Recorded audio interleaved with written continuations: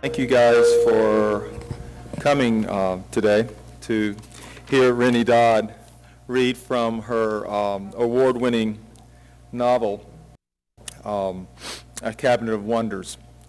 We're happy to have Renee here she's going to be visiting the campuses of Georgia Perimeter College for the next few days as the Writers Institute visiting writer in residence. Yesterday she attended our faculty development day and had a really wonderful response to that. Today she's visiting you all, and she will be at the Newton campus later this evening. Ms. Dodd's debut novel, A Cabinet of Wonders, set in a traveling carnival during the Roaring '20s, won the 2008 Townsend Prize for Fiction, a prize that is awarded biennially to the best work of fiction in the state of Georgia. She comes to us in great company, having won this award with her first novel. Past winners include Alice Walker, Celestine Sibley, Farrell Sams, Judson Mitchum, who actually made some kind of literary history here when he won it twice, the only recipient of it to win it twice, Ha Jin, and Terry Kay, esteemed company, no doubt. A Cabinet of Wonders was later named one of the top 25 books by living Georgia writers, and it's always nice when we bring them here alive rather than dead. Ms. Dodd lives in Milledgeville, Georgia, home to one of our most notable authors, Flannery O'Connor.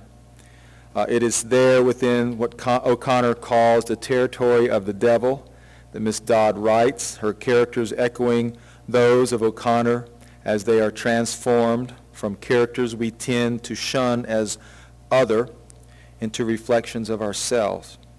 Ms. Dodd does this by involving us in the characters' passion, their pain, and their vulnerable, hopeful laughter. It is a wonderful book, and Ms. Dodd is here today to share some of it with us. So please help me welcome the 2008 Townsend Prize for Fiction winner, Renee Dodd. As Jack said, my novel is about a sideshow with traveling carnival set in 1927. It's very much an ensemble piece. There are lots of different characters and lots of different storylines going on. But I'm going to read about a pair of conjoined twins. It's from a chapter. What I'm going to do, I'm going to read some to y'all, and then then open it up to questions, so y'all can think about what you might like to ask me after I'm done reading. So, this is a chapter called Safe Now, Safe Here. Suddenly awake, panting as one, Molly and Faye sat up in bed with their skin coated in sweat that reeked of yeast and rotten lemons. They kept their eyes closed, afraid to look until the nightmare faded enough for them to regain the awareness of 2 beating hearts and 4 hands gripping the dread-dampened sheets. Once they were reconnected, they embraced, opened their eyes, and returned to their trailer on the new lot in Paris, Tennessee. Here, with the Starlight Carnival Royale, they were protected. "Everything's fine," Molly murmured. "There's no mother here and no doctors," Faye responded. "We're safe." The nightmare had concerned the 2 things that the girls feared most. As for the first, it wasn't certain if the woman they grew up calling their mother was actually their mother, but sometimes she said she was, telling them that giving birth to 2 babies at the same time was so painful it nearly killed her.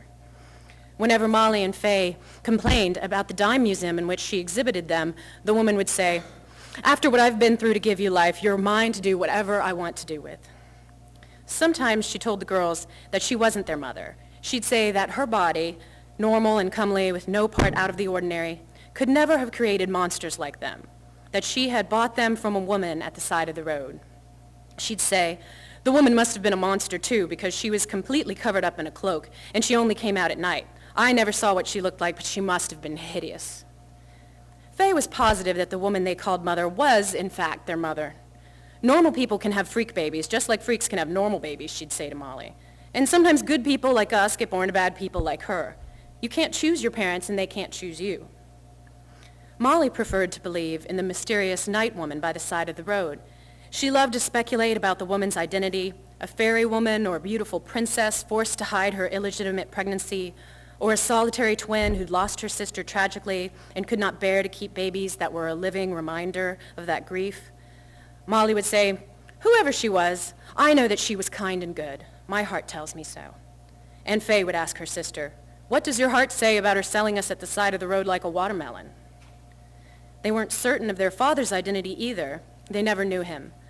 But during the times their mother felt like claiming the twins as her own flesh and blood, she told them that he was a doctor, and if Molly and Fay didn't behave, she'd send him a telegram immediately, and he'd arrive in the middle of the night with a scalpel in hand to cut them apart in their sleep.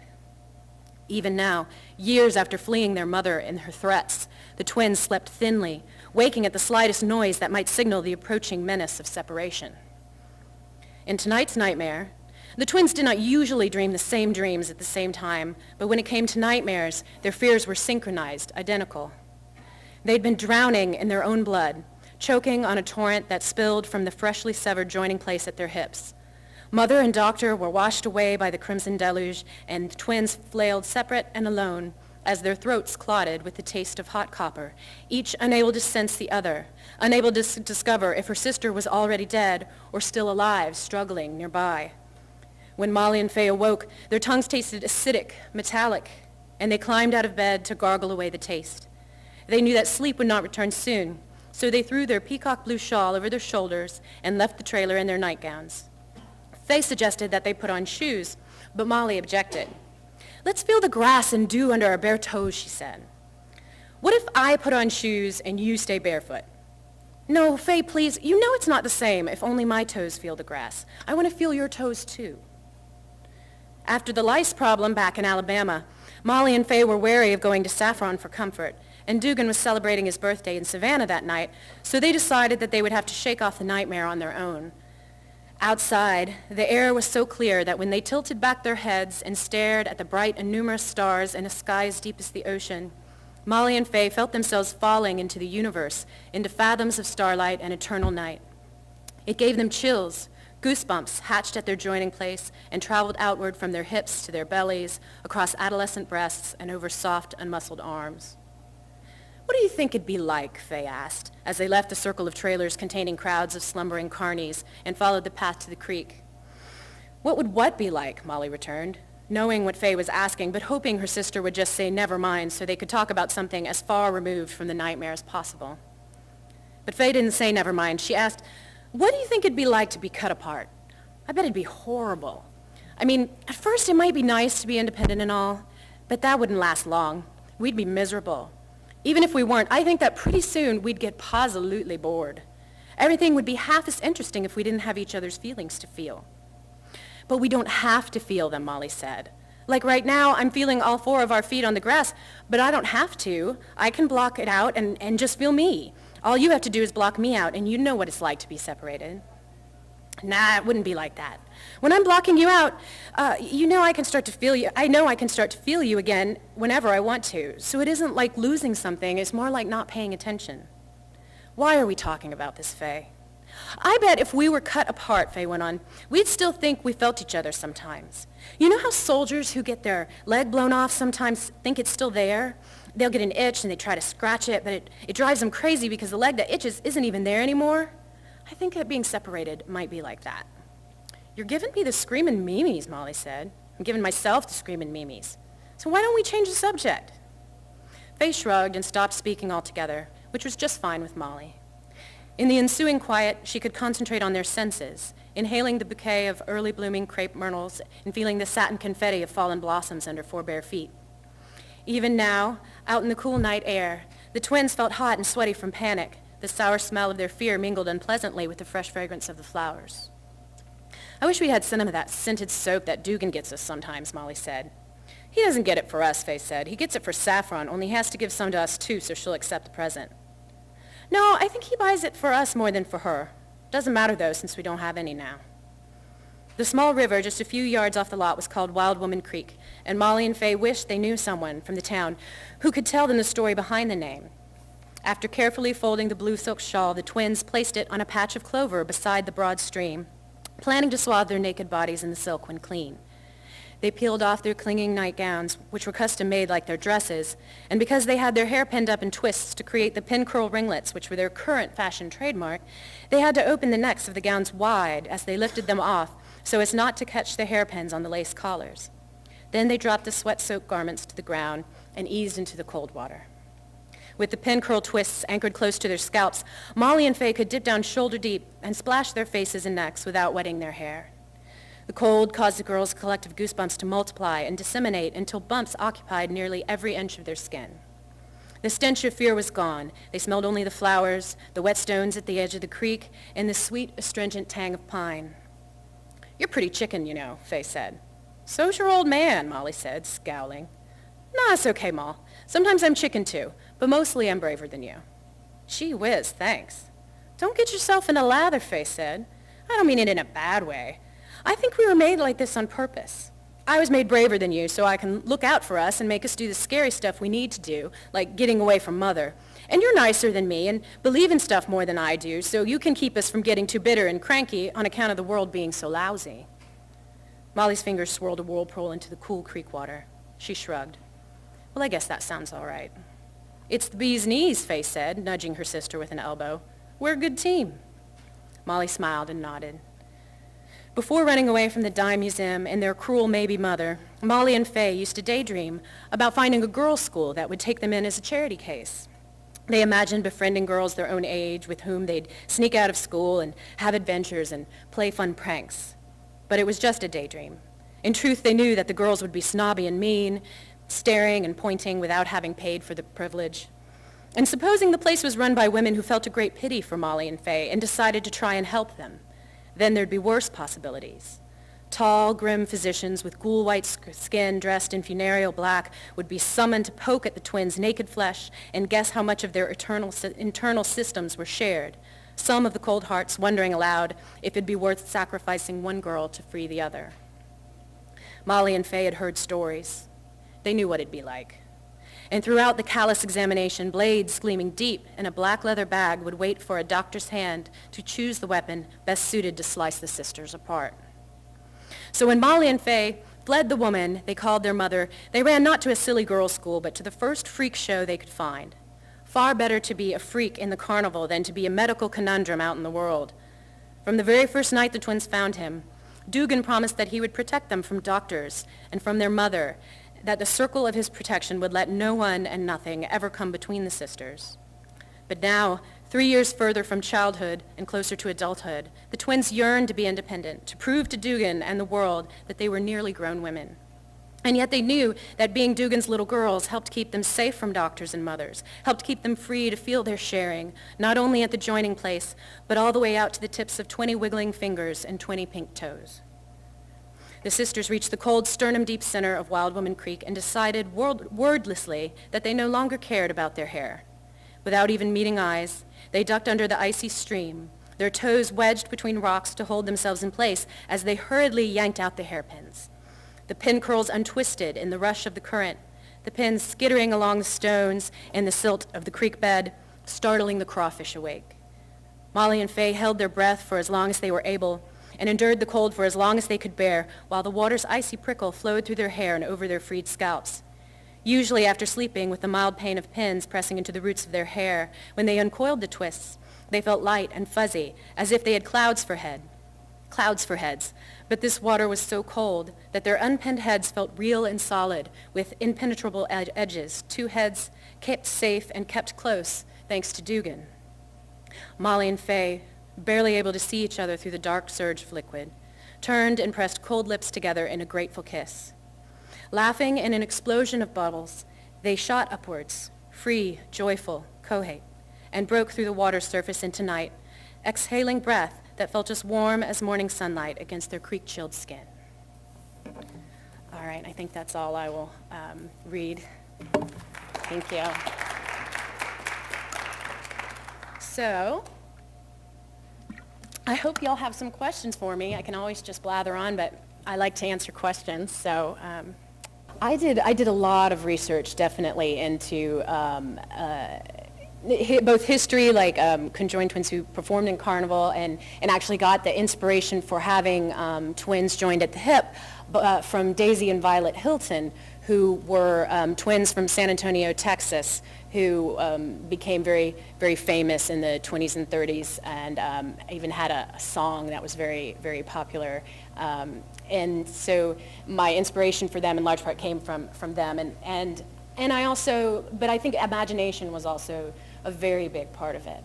And I thought a lot about not what it would be like for me, and I had to be very careful to do that, not what it would be like for me, because if you think about yourself as an individual suddenly being joined to someone else, that can be a very scary process, because we're so very used, especially in this country, as Americans, our individuality is very, very important to us.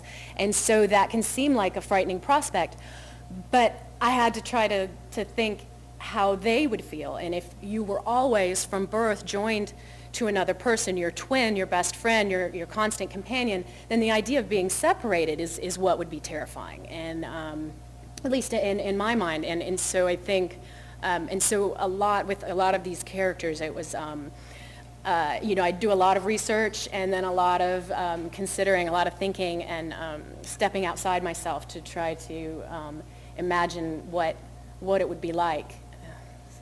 Are you familiar? There's a show, My Life and Stuff. Yeah, there's a lot of things we take for granted that just moving through the world is more complicated for people with this sort of, their experience is different, even on a very, very basic level. Yeah, and so it's just a whole alternate way of seeing the world.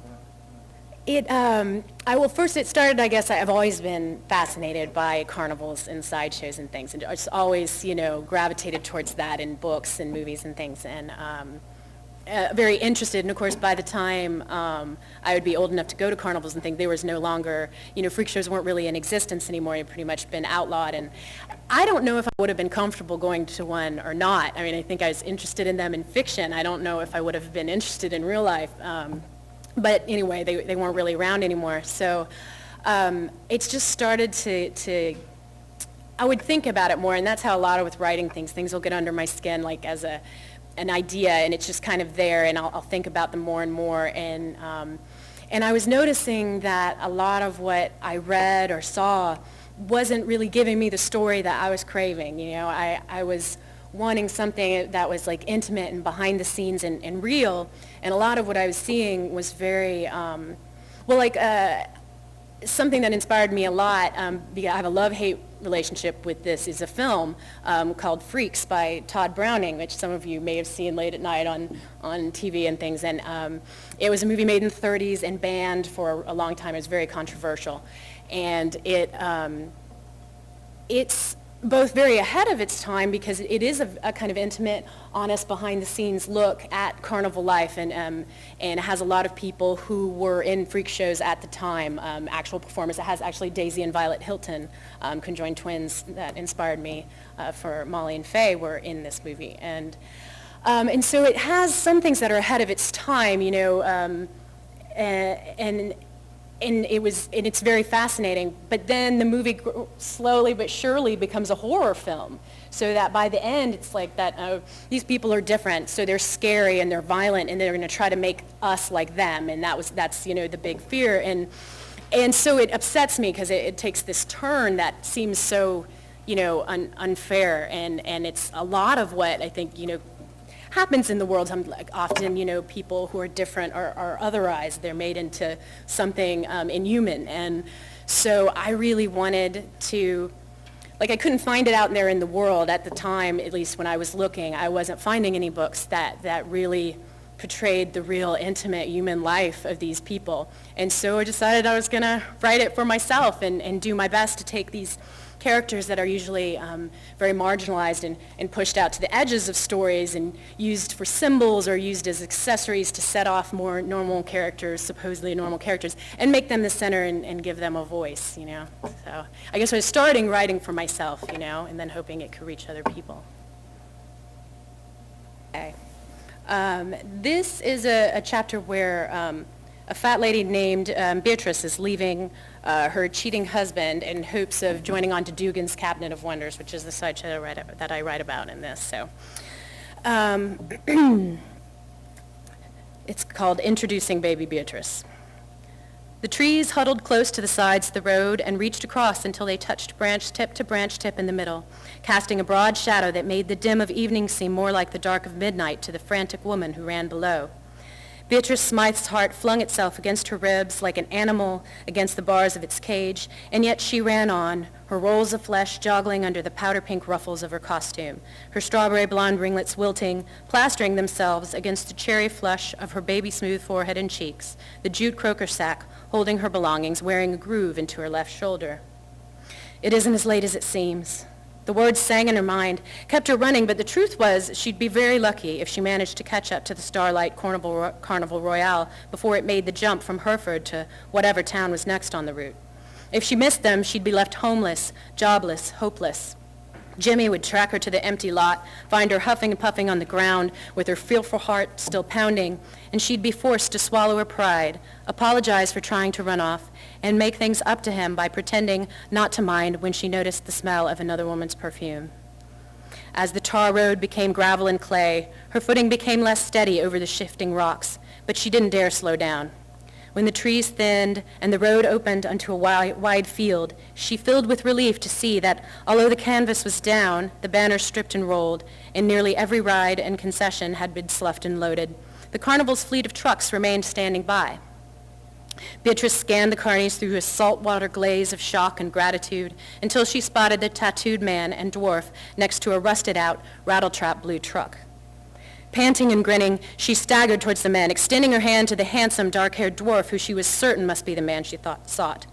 "Mr. Dugan, I'm Beatrice Smythe, baby Beatrice. I just ran off from my husband, Jimmy Smythe of Smythe's Traveling Museum of Curiosities, and if you ain't got a problem with the fact that he'll cast about 1,000 kittens when he figures out I left him, then I'll make you a hell of a lot of money." Dugan stared in surprise, recovered his composure, then said, "Just call me Dugan."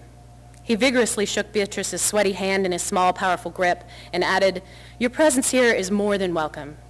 He took a deep breath and smiled. "To tell you the truth, I think it's exactly what we need right now. As for your husband, don't worry yourself. If he tries anything, he'll have to deal with Finch." Dugan pointed towards the heavily muscled photographer single-handedly loading a ticket booth into the long trailer of the freak show's largest truck.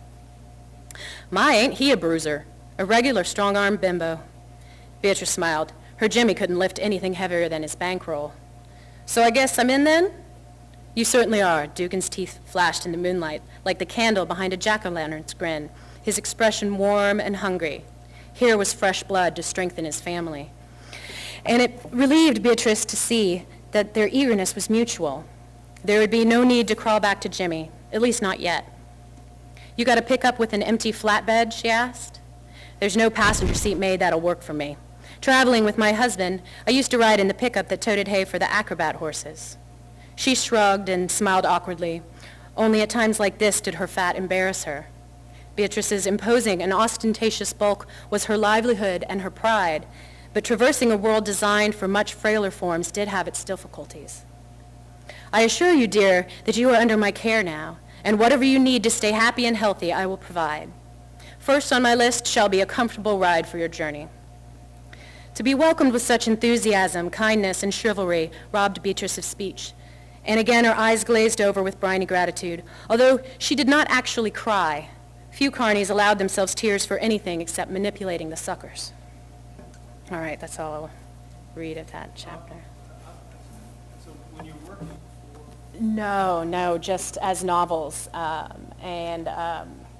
And actually, in early drafts, it was probably more episodic than it is now, so it seemed more like kind of individual stories. But as I worked, I got it more to all come together, so it's more forward motion and things more intertwined. would you Yeah, a little bit like of all of it, because I had to come up with everyone's backstory, and at one point I did have several flashback chapters. There, different things, like different adventures that they'd had, or exploitive situations that they'd been in, and I had there's a wolf girl character in here, and she is a widow, and I had this scene where she had gone to the hospital and her husband died, and they weren't sure they even wanted to let her into the hospital, that she wasn't sanitary. You know, they thought of her as a beast, and it's really a very tragic story, and it would move me when I would think about it, but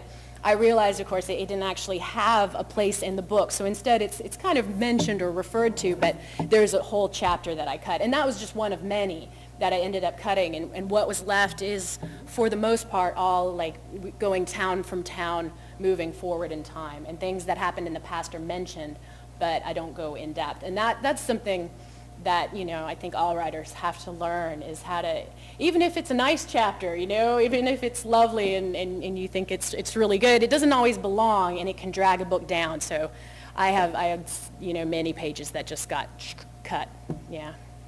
I'd say about 2 years, and it's hard to say. I was talking about this earlier. It's so, because some of that time is waiting on people, like, because, you know, I need to get feedback and see what people have to say, and so I have to just wait, you know, and try to be patient while I get feedback, and then go back and revise. But I think, like, the early draft might have taken me like less than a year, but then I revised and revised and revised again and got some feedback and revised again. So the revision process took a long time. I even halted my agent partway through the submission process and told him I wanted to go back, because we were getting responses that were positive but still no's, and nothing specific that I could, you know, use. So I thought, well, all I know, I mean, I can at least polish it some more and do everything that I know of to do to try to make it as good as possible. And so I stopped him, and I did that and gave it to him, and it was in that next round that it did sell. And so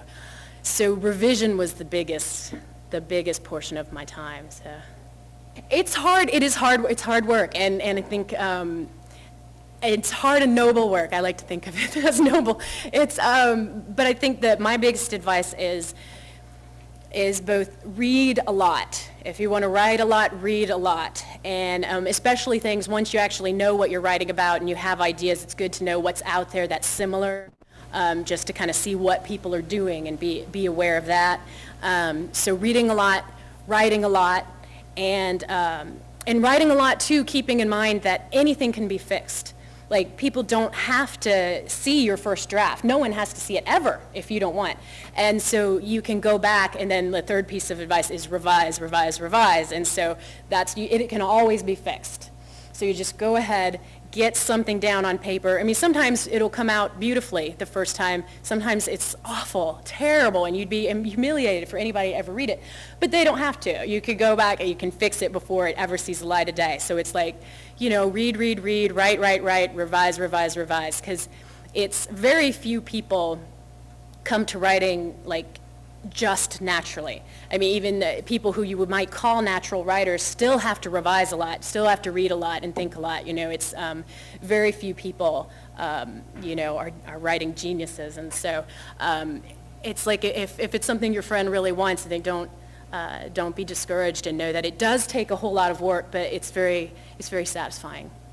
Yeah.